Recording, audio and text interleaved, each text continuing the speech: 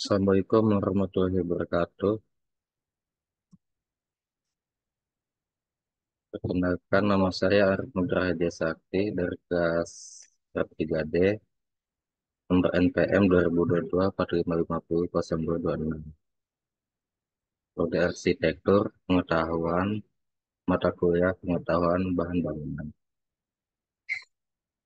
Di sini saya akan menjelaskan bahan-bahan alami.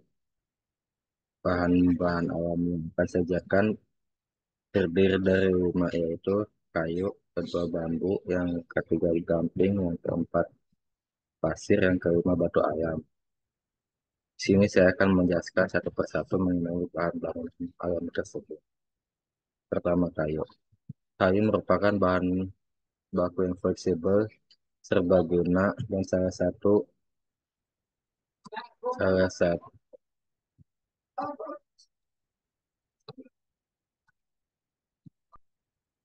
salah satu bahan baku konstruksi yang berkelanjutan. Hal tersebut terjadi karena kayu diperoleh dari hasil penebangan pohon baik di hutan alam, hutan tanaman, industri, dan lokasi lainnya.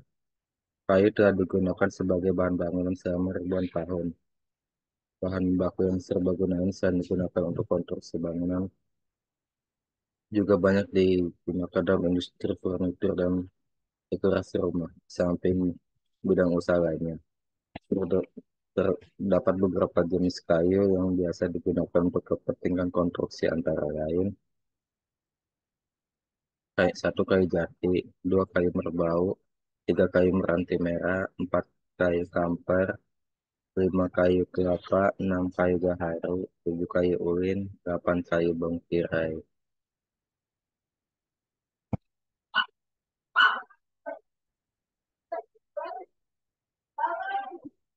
Dari beberapa materi yang biasa dipergunakan pada bahan bangunan, berikut keunggulan penggunaan kayu sebagai materi konstruksi. Pertama, mudah dalam pengerjaan karena bisa dibuat atau dibentuk sesuai keinginan, serta mudah untuk dipaku, dibaut, atau dirakitkan. Yang kedua, proses dan durasi pengerjaannya lebih cepat karena banyak tukang lokal yang menguasainya. Yang ketiga, mudah didapat karena merupakan sumber daya alam yang masih banyak tersedia dan bisa didaur ulang lagi dengan cara reboisasi. Yang keempat, lebih ergonomis karena harganya relatif murah dibandingkan dengan bahan bangunan lainnya. Yang kelima, ku- kekuatan kayu cukup tinggi dengan bebek yang ringan. Bahkan kayu sayur akan awet dan tahan lama.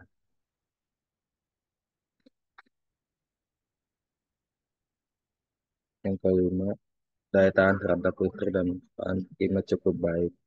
Yang keenam, kayu merupakan isolator termal alami yang efektif dalam mengisolasi dingin dan panas, serta merupakan penyerap kedisinan yang juga baik. Yang ketujuh, jenis kayu tertentu mempunyai tekstur dan serat kayu yang indah sehingga mempunyai nilai lebih untuk dijadikan elemen dekorasi. Yang kedelapan, menjadi lebih aman dan fleksibel jika terjadi gempa bumi, sehingga rumah yang terbuat dari kayu akan tetap pada kondisi aslinya, tidak mudah retak dan tidak mudah bergeser. Kayu juga mempunyai beberapa kelemahan dan kekurangan yang ditemukan pada material ini. Yang pertama, yang karena kayu berasal dari alam, maka ia bersifat kurang seragam atau homogen. Kedua, terdapat cacat bawaan dan cacat alam seperti mata kayu dan pecah-pecah. Yang ketiga, kayu mudah terbakar, terutama dalam kondisi kering. Yang keempat, mudah terpengaruh oleh iklim. Kelembapan yang tinggi dapat menyebabkan kerusakan pada kayu. Yang keenam, mudah terserang air dan jamur. Berikut beberapa jenis contoh-contoh dari gambar kayu. Yang pertama itu ada kayu jati, kayu merbau, kayu meranti merah, kayu kamper, kayu kelapa, kayu gaharu, kayu ulin, kayu bentirai. dan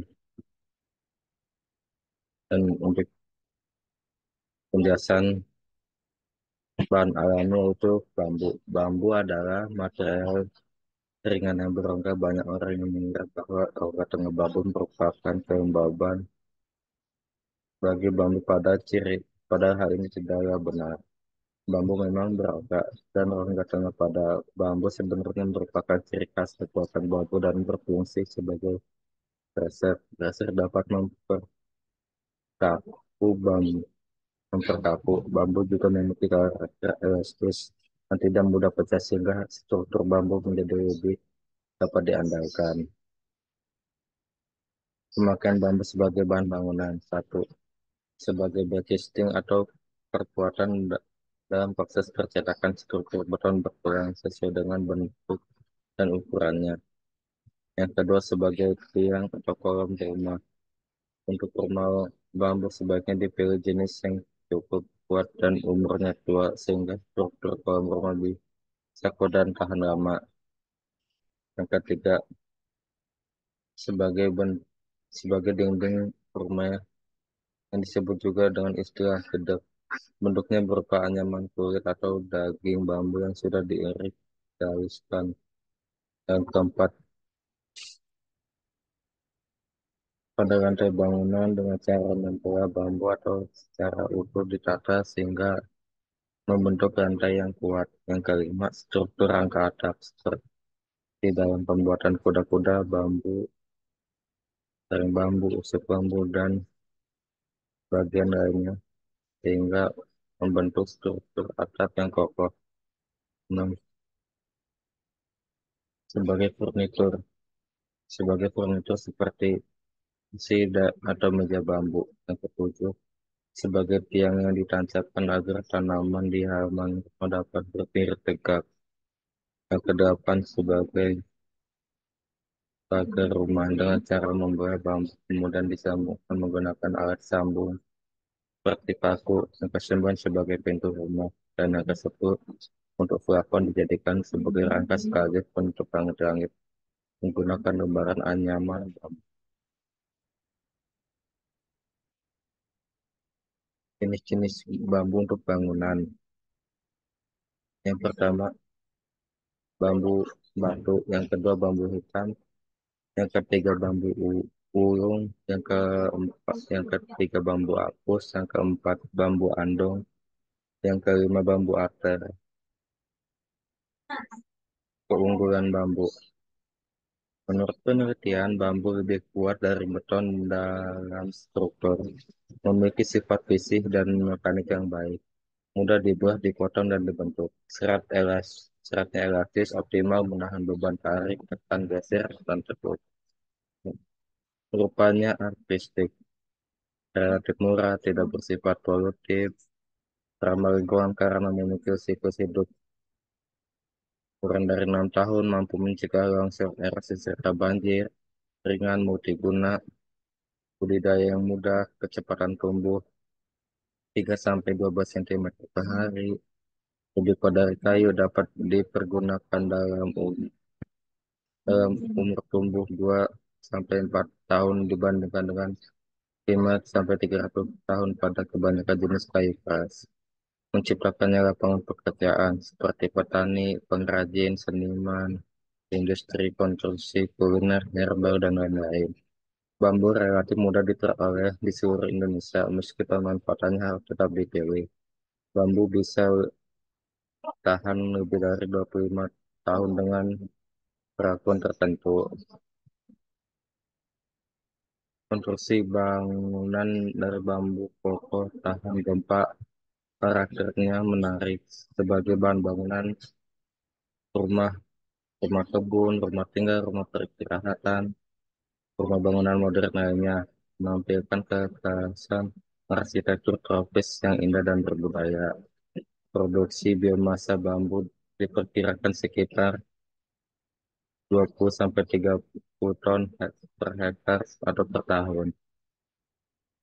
Jenis-jenis bambu tertentu memiliki kekuatan tensil 28 20 ribu. 28.000 per senti dibandingkan dengan baja yang memiliki tensil 23.000. Berlimpah ada lebih dari 1.500 spesies di seluruh dunia, sekitar 150 jenis ada di Indonesia, di mana seluruhnya dapat dimanfaatkan.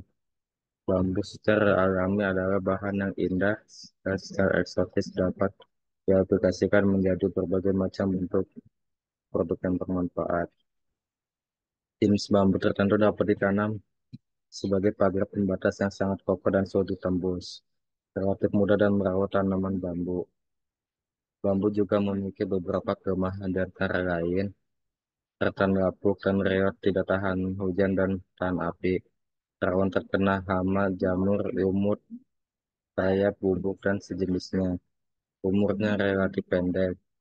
Dalam pengerjaannya ada beberapa hal sulit seperti teknik penyambungan antar bambu atau penyambungan dengan material lain. Teknik menyambung bambu pada bangunan. Teknik pertama, bambu disatukan dengan cara dipaku begitu saja. Sistem ini sering digunakan pada bambu yang hanya dipakai untuk membuat tangga darurat saat proses pembuatan bangunan yang sedang dikerjakan. Untuk konstruksi bangunan, alat penyatunya berupa baut dengan ukuran minimal 12 mm agar tidak mudah pecah. Sebelum baut dipasang, bambu diberi lubang terlebih dahulu dengan cara dibor, kemudian baut dimasukkan dan dilengkapi dengan mur. Baut dapat diganti dengan pasang. Selain lebih kuat, AC sambungannya sambungannya dengan cara ini juga lebih rapi, kemudian agar penampilannya terlihat alami. AC sambungan dapat ditutup dengan tali hijau warna hitam atau tali serabut bapak. Yang ketiga, ada dengan cara membuat lubang pada satu bambu ukuran yang disamakan dengan diameter bambu lain yang ingin disatukan. Lubang tersebut dipergunakan untuk memasukkan bambu kedua agar tidak mengalami pergeseran. Ada yang lubangnya hanya satu dan ada juga yang dua sekaligus sehingga posisi bambu yang dimasukkan menjadi melintang ke posisinya semakin kuat. Teknik penyambungan dapat dilengkapi dengan paku pasang. Untuk proses penyatuan yang disusun secara sejajar bisa digunakan batang bambu yang ukurannya lebih besar. Caranya adalah dengan menyatukan ujung bambu yang ingin disatukan dan disambungkan. Kemudian bambu tersebut tinggal dimasukkan ke dalam batang bambu lain dengan ukuran yang lebih besar, namun lubang atau rongga yang ada pada bagian dalam harus punya ukuran diameter yang sama dengan ukuran diameter luar bambu yang ingin disatukan sehingga ujung bambu tersebut bisa masuk dan tetap merekat dengan erat dan kencang. Berikut beberapa jenis-jenis bambu. Yang pertama ada bambu hitam, bambu batu, bambu apus, bambu andong, dan bambu ater. Dan penjelasan materi pembangunan yang ketiga yaitu batu gamping. Batu gamping adalah bentuk sedimen yang sebagian besar disusun oleh kalsium karbonat yang berasal dari sisa-sisa organisme laut seperti kerang, siput laut, dan koral yang sudah mati. Batu gamping terbentuk secara organik, secara mekanik, maupun secara kimia.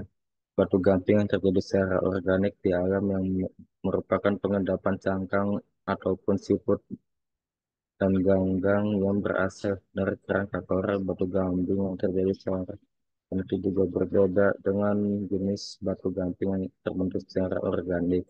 Perbedaan yang terjadi di antara keduanya adalah terjadinya perombakan bahan batu gamping yang kemudian terbawa arus dan biasanya mengendap tidak jauh dari tempat semula. Batu gamping yang terjadi secara kimia merupakan jenis jenis dari batu gamping yang terjadi dalam kondisi iklim dan usaha lingkungan tertentu. Konsumsi batu gamping di daerah digunakan sebagai bahan penetralis tanah dan